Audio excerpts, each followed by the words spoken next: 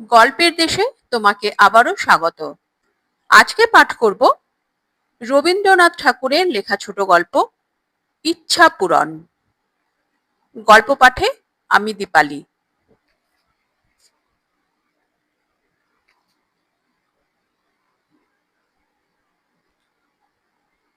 সুবলচন্দ্রের ছেলেটির নাম সুশীল চন্দ্র, কিন্তু সকল সময়ে নামের মতো মানুষটি হয় না। সেই জন্য সুবলচন্দ্র কিছু দুর্বল ছিলেন এবং সুশীলচন্দ্র বড় শান্ত ছিলেন না। ছেলেটি পাড়া শুদ্ধ লোককে অস্থির করিয়া বেড়াইত। সেই জন্য বাপ মাঝে মাঝে শাসন করিতে ছুটিতেন, কিন্তু বাপের পায়ে ছিল বাত, আর ছেলেটি হরিণের মতো দৌড়িতে পারিত। কাজেই কিল চর চাপড় সকল সময়ে ঠিক জায়গায় গিয়া পড়িত না। কিন্তু সুশীলচন্দ্র দৈবাৎ যেদিন ধরা পড়িতেন, সেদিন তাহার আর রক্ষা থাকিত না। আজ শনিবারের দিনে 2টোর সময় স্কুলের ছুটি ছিল, কিন্তু আজ স্কুলে যাইতে সুশীলের কিছুতেই মন উঠিতেছিল না। তাহার অনেকগুলা কারণ ছিল। একে তো আজ স্কুলে ভূগোলের পরীক্ষা, তাহাতে আবার ওপাড়ার বসেদের বাড়ি আজ সন্ধ্যার সময় বাজি পোড়ানো হইবে। সকাল হইতে সেখানে ধুমধাম চলিতেছে। সুশীলের ইচ্ছা সেইখানে আজ দিনটা কাটাইয়া দেয়। অনেক ভাবিয়া শেষকালে স্কুলে যাইবার সময় বিছানায় গিয়া শুইয়া পড়িল। তাহার বাপ সুবল গিয়া জিজ্ঞাসা করিলেন, কি রে, বিছানায় পড়ে আছিস যে, আজ স্কুলে যাবি নে? সুশীল বলিল, আমার পেট কামড়াচ্ছে, আজ আমি স্কুলে যেতে পারবো না। সুবল তাহার মিথ্যা কথা সমস্ত বুঝিতে পারিলেন। মনে মনে বলিলেন, রোসো, একে আজ জব্দ করতে হবে। এই বলিয়া কহিলেন, পেট কামড়াচ্ছে? তবে আর তোর কোথাও গিয়ে কাজ নেই। বসেদের বাড়ি বাজি দেখতে হরিকে একলাই পাঠিয়ে দেব এখন। তোর জন্যে আজ লজেন্স জুস কিনে রেখেছিলুম, সেও আজ খেয়ে কাজ নেই। তুই এখানে চুপ করে পড়ে থাক, আমি খানিকটা পাঁচন তৈরি করে নিয়ে আসি। এই বলিয়া তাহার ঘরে শিকল দিয়া সুবলচন্দ্র খুব তিতো পাঁচন তৈয়ার করিয়া আনিতে গেলেন। সুশীল মহা মুশকিলে পড়িল। লজেন্স জুস সে যেমন ভালোবাসিত, পাঁচন খাইতে হইলে তাহার তেমনি সর্বনাশ বোধ হইত। ওদিকে আবার বসেদের বাড়ি যাইবার জন্য কাল রাত হইতে তাহার মন ছটফট করিতেছে, তাহাও বুঝি বন্ধ হইল। সুবল বাবু যখন খুব বড় এক বাটি পাঁচন লইয়া ঘরে ঢুকিলেন, সুশীল বিছানা হইতে ধরফর করিয়া উঠিয়া বসিল। আমার পেট কামড়ানো একেবারে সেরে গেছে, আমি আজ স্কুলে যাব। বাবা বলিলেন, না না, সে কাজ নেই, তুই পাঁচন খেয়ে এইখানে চুপ করে শুয়ে থাক। এই বলিয়া তাহাকে জোর করিয়া পাঁচন খাওয়াইয়া ঘরে তালা লাগাইয়া বাহির হইয়া গেলেন। সুশীল বিছানায় পড়িয়া কাঁদিতে কাঁদিতে সমস্ত দিন ধরিয়া কেবল মনে করিতে লাগিল যে, আহা, যদি কালই আমার বাবার মতো বয়স হয়, আমি যা ইচ্ছা তাই করতে পারি, আমাকে কেউ বন্ধ করে রাখতে পারে না। তাহার বাপ সুবল বাবু বাহিরে একলা বসিয়া বসিয়া ভাবিতে লাগিলেন যে, আমার বাপ মা আমাকে বড় বেশি আদর দিতেন বলেই তো আমার ভালো রকম পড়াশোনা কিছু হলো না। আহা, আবার যদি সেই ছেলেবেলা ফিরে পাই, তাহলে আর কিছুতেই সময় নষ্ট না করে কেবল পড়াশুনো করে নি। ইচ্ছা ঠাকুরন সেই সময় ঘরের বাহির দিয়া যাইতেছিলেন। তিনি বাপের ও ছেলের মনের ইচ্ছা জানিতে পারিয়া ভাবিলেন, আচ্ছা, ভালো, কিছুদিন ইহাদের ইচ্ছা পূর্ণ করিয়াই দেখা যাক।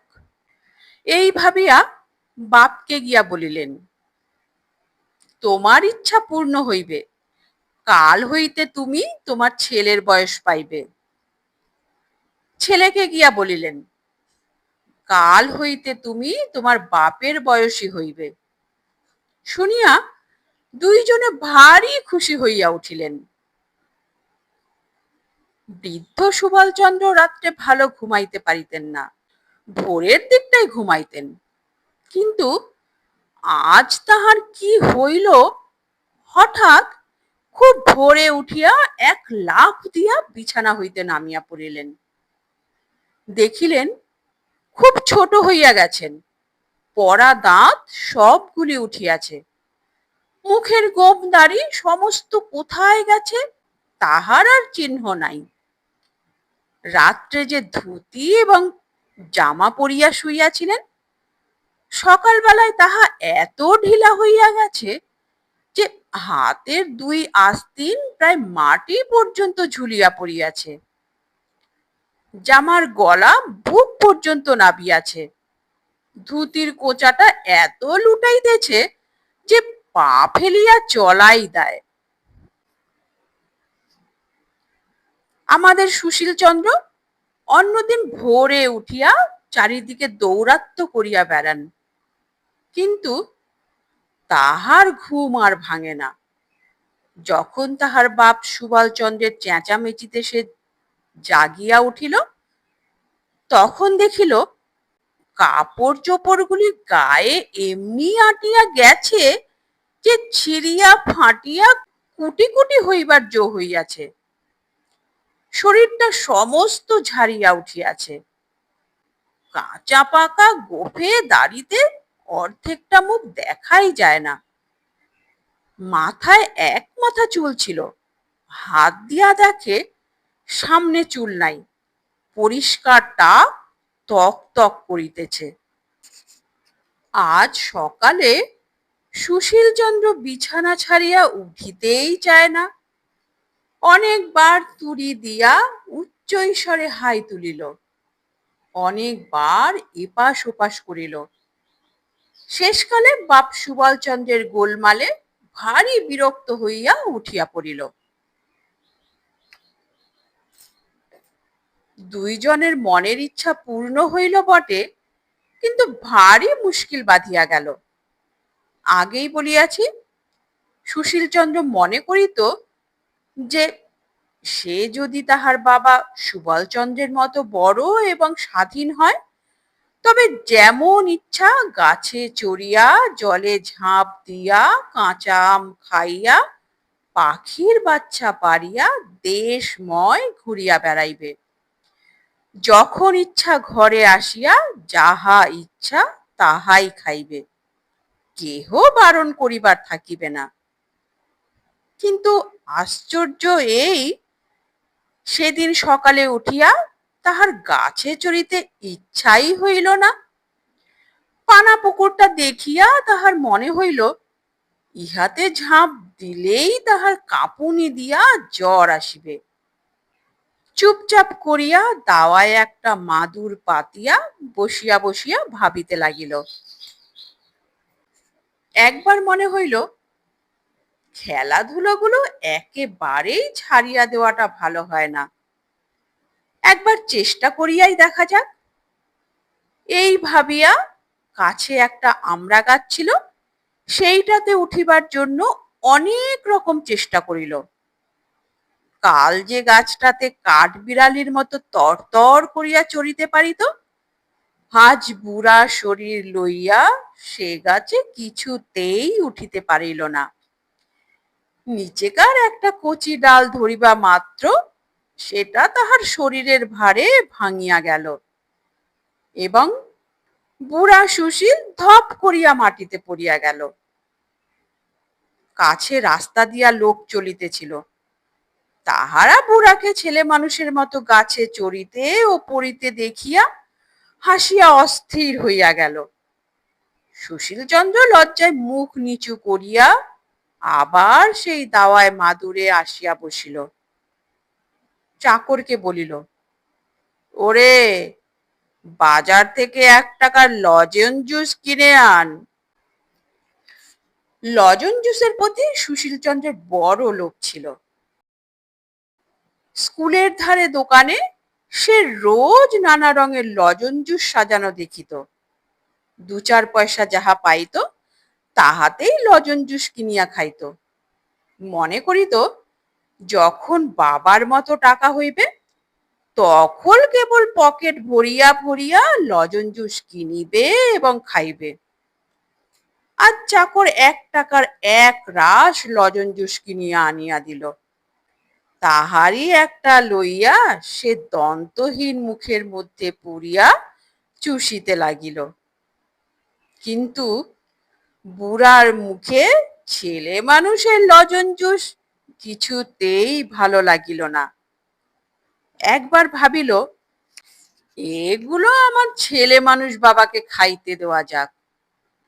আবার তখনই মনে হইল, না, কাজ নাই, এত লজেন জুস খাইলে তাহার আবার অসুখ করিবে। কাল পর্যন্ত যে সকল ছেলে সুশীলচন্দ্রের সঙ্গে কপাটি খেলিয়াছে, আজ তাহারা সুশীলের সন্ধানে আসিয়া বুড়ো সুশীলকে দেখিয়া দূরে ছুটিয়া গেল। সুশীল ভাবিয়াছিল, বাপের মতো স্বাধীন হইলে তাহার সমস্ত ছেলে বন্ধুদের সঙ্গে সমস্ত দিন ধরিয়া কেবলই ডুডু ডুডু শব্দে কপাটি খেলিয়া বেড়াইবে। কিন্তু আজ রাখাল, গোপাল, অক্ষয়, নিবারণ, হরিশ এবং নন্দকে দেখিয়া মনে মনে বিরক্ত হইয়া উঠিল। ভাবিল, চুপচাপ বসিয়া আছি, এখনই বুঝি ছোড়াগুলো গোলমাল বাঁধাইয়া দিবে। আগেই বলিয়াছি, বাবা সুবলচন্দ্র প্রতিদিন দাওয়ায় মাদুর পাতিয়া বসিয়া বসিয়া ভাবিতেন, যখন ছোট ছিলাম তখন দুষ্টুমি করিয়া সময় নষ্ট করিয়াছি। ছেলে বয়স ফিরিয়া পাইলে সমস্ত দিন শান্তশিষ্ট হইয়া ঘরে দরজা বন্ধ করিয়া বসিয়া কেবলই বই লইয়া পড়া মুখস্থ করি। এমনকি সন্ধ্যার পরে ঠাকুমার কাছে গল্প শোনাও বন্ধ করিয়া প্রদীপ জ্বালিয়া রাত্রি 10টা-11টা পর্যন্ত পড়া তৈয়ারি করি। কিন্তু ছেলে বয়স ফিরিয়া পাইয়া সুবলচন্দ্র কিছুতেই স্কুলমুখ হইতে চাহেন না। সুশীল বিরক্ত হইয়া আসিয়া বলিত, বাবা, স্কুলে যাবে না? সুবল মাথা চুলকাইয়া মুখ নিচু করিয়া আস্তে আস্তে বলিতেন, আজ আমার পেট কামড়াচ্ছে, আমি স্কুলে যেতে পারবো না। সুশীল রাগ করিয়া বলিত, পারবে না বই কি, স্কুলে যাবার সময় আমারও অমন ঢের পেট কামড়েছে, আমিও সব জানি।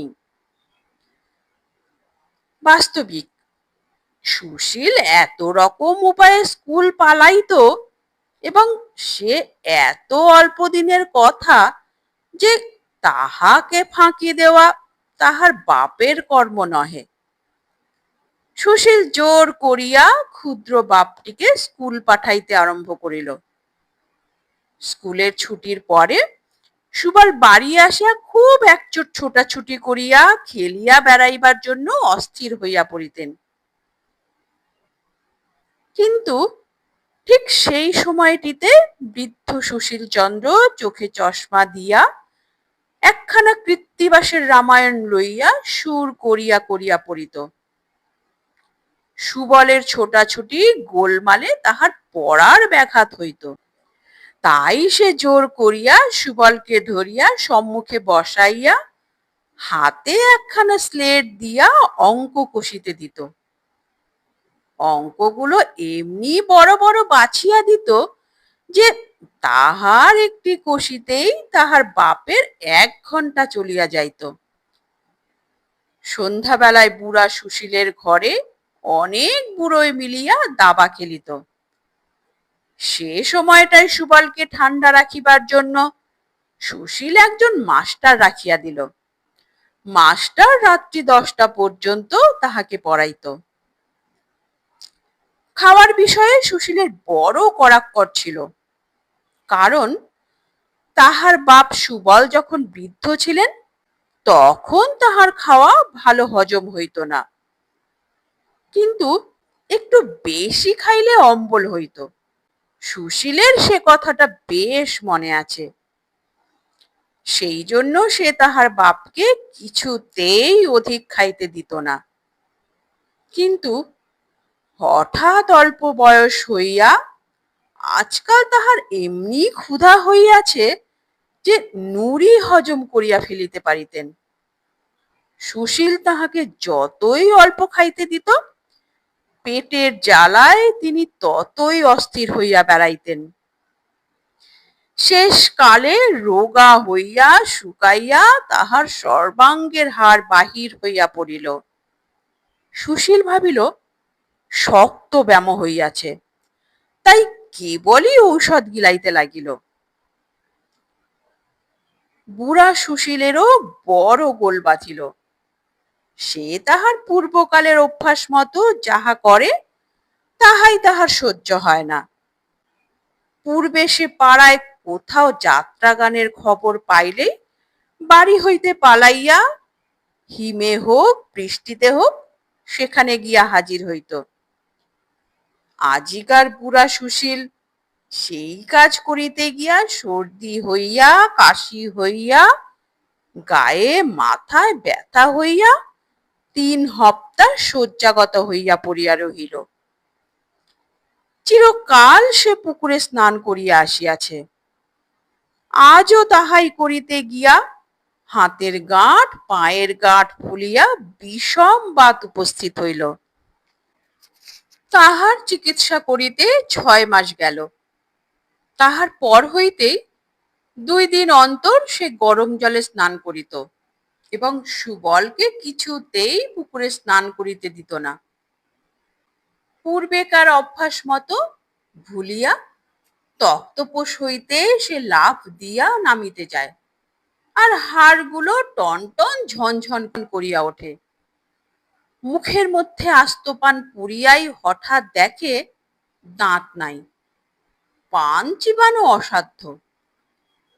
ভুলিয়া চিরুনি ব্রুশ লইয়া মাথা আঁচড়াইতে গিয়া দেখে প্রায় সকল মাথাতেই টাক। একদিন হঠাৎ ভুলিয়া যাইত যে সে তাহার বাপের বয়সী বুড়া হইয়াছে, এবং ভুলিয়া পূর্বের অভ্যাস মতো দুষ্টামি করিয়া পাড়ার বুড়ি আন্দি পিসির জলের কলসে হঠাৎ ঠন করিয়া ঢিল ছুঁড়িয়া মারিত। বুড়ো মানুষের এই ছেলে মানুষের দুষ্টুমি দেখিয়া লোকেরা তাহাকে মার মার করিয়া তাড়াইয়া যাইত। সেও লজ্জায় মুখ রাখিবার জায়গা পাইত না। সুবলচন্দ্র একদিন দৈবাত ভুলিয়া যাইত যে সে আজকাল ছেলে মানুষ হইয়াছে। আপনাকে পূর্বের মতো বুড়া মনে করিয়া যেখানে বুড়া মানুষেরা তাস পাশা খেলিতেছে সেইখানে গিয়া সে বসিত এবং বুড়ার মতো কথা বলিত। শুনিয়া সকলেই তাহাকে যা যা খেলা করগে যা, জ্যাঠামি করতে হবে না বলিয়া কান ধরিয়া বিদায় করিয়া দিত। হঠাৎ ভুলিয়া মাস্টারকে গিয়া বলিত, দাও তো তামাকটা, দাও তো খেয়ে নি। শুনিয়া মাস্টার তাহাকে বেঞ্চের উপর এক পায়ে দাঁড় করাইয়া দিত। নাপিতকে গিয়া বলিত, ওরে বেজা, কদিন আমাকে কামাতে আসিসনি কেন? নাপিত ভাবিত, ছেলেটি খুব ঠাট্টা করিতে শিখিয়াছে। সে উত্তর দিত, আর বছর 10 বাদে আসবো এখন। আবার একদিন তাহার পূর্বের অভ্যাস মতো তাহার ছেলে সুশীলকে গিয়া মারিত। সুশীল ভারী রাগ করিয়া বলিত, পড়াশুনো করে তোমার এই বুদ্ধি হচ্ছে? একরত্তি ছেলে হয়ে বুড়ো মানুষের গায়ে হাত তোলো? অমনি চারিদিক হইতে লোকজন ছুটিয়া আসিয়া কেহ কিল, কেহ চর, কেহ গালি দিতে আরম্ভ করে। তখন সুবল একান্ত মনে প্রার্থনা করিতে লাগিল যে, আহা, যদি আমি আমার ছেলে সুশীলের মতো বুড়ো হই এবং স্বাধীন হই, তাহা হইলে বাঁচিয়া যাই। সুশীলও প্রতিদিন জোর হাত করিয়া বলে, হে দেবতা, বাপের মতো আমাকে ছোট করিয়া দাও, মনের সুখে খেলা করিয়া বেড়াই। বাবা যেরকম দুষ্টামি আরম্ভ করিয়াছেন, উহাকে আর আমি সামলাইতে পারি না। সর্বদা ভাবিয়া অস্থির হইলাম। তখন ইচ্ছা ঠাকুরন আসিয়া বলিলেন, কেমন, তোমাদের শখ মিটিয়াছে? তাহার দুইজনেই গড় করিয়া প্রণাম করিয়া কহিলেন, দোহাই ঠাকুরন, মিটিয়াছে। এখন আমরা যে যাহা ছিলাম, আমাদিগকে তাহাই করিয়া দাও। ইচ্ছা ঠাকুরন বলিলেন, আচ্ছা, কাল সকালে উঠিয়া তাহাই হইবে। পরদিন সকালে সুবল পূর্বের মতো বুড়া হইয়া এবং সুশীল ছেলে হইয়া জাগিয়া উঠিলেন। দুইজনেরই মনে হইল যে স্বপ্ন হইতে জাগিয়াছি। সুবল গলা ভার করিয়া বলিলেন, সুশীল, ব্যাকরণ মুখস্থ করবে না? সুশীল মাথা চুলকাইতে চুলকাইতে বলিল, বাবা, আমার বই হারিয়ে গেছে।